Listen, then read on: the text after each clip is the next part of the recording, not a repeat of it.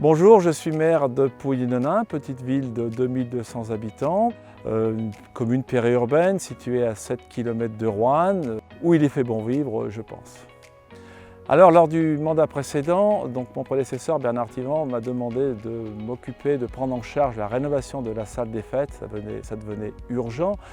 Donc on a réfléchi comment commencer ce projet. Et la toute première démarche qu'on a fait, c'est qu'on a contacté le conseil départemental. On a beaucoup échangé sur la faisabilité du projet, comment le financer, comment avancer sereinement, les démarches administratives. Une fois tout ça bien intégré, on a pu aller se rapprocher d'un architecte pour les travaux. Donc commune de Verrières-en-Forêt, 780 habitants, canton de Montbrison, une commune rurale.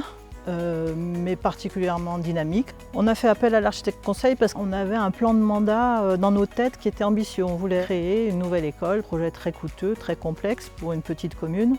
Il était clair que ça ne pouvait pas durer. C'est une école qui n'est pas du tout adaptée à l'école du XXIe siècle. On rencontre le plus souvent aujourd'hui, notamment dans les petites communes, puisqu'on intervient surtout sur les petites communes, c'est la problématique de leur patrimoine bâti, qui parfois est un peu ancien et à réhabiliter et sur lesquels les élus peuvent être un peu perdus sur ce qu'ils peuvent en faire et sur le devenir. L'autre changement auquel on est de plus en plus confronté, c'est le changement climatique qui fait poser des questions aux élus qui essayent de faire évoluer leur commune vers des choses un peu plus pérennes et confortables écologiquement. L'accompagnement de l'architecte conseil, on a demandé à ce qu'il soit là avec nous chaque fois qu'il y avait des événements décisifs. Donc, il a été présent aux 2 jurys de sélection de l'architecte. Il est venu aux réunions où l'architecte nous a présenté d'abord l'avant-projet sommaire, ensuite l'avant-projet détaillé et la dernière réunion, la plus récente, qu'on appelle le projet et le dossier de consultation des entreprises.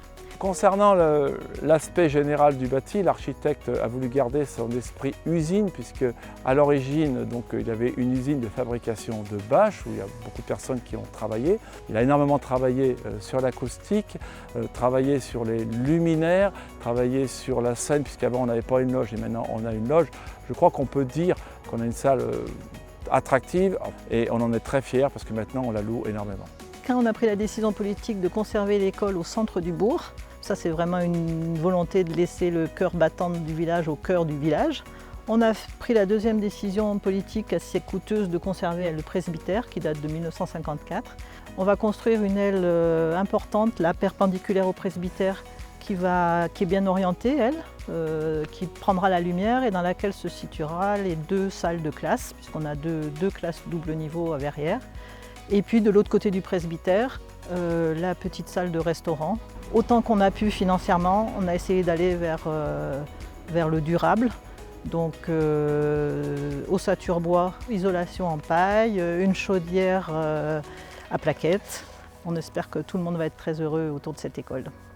Je pense qu'il n'y a aucune commune qui a été déçue du service dans le sens où on leur apporte un service qui est gratuit, avec un savoir-faire qu'ils n'ont pas en interne. Surtout les petites communes, ils sont très vite démunis quand ils ont amené un projet, sachant que nous, on n'intervient que sur du conseil, c'est-à-dire qu'on ne va pas dessiner un projet, on va rien finaliser, mais par contre, c'est vraiment de l'aiguillage et de l'accompagnement.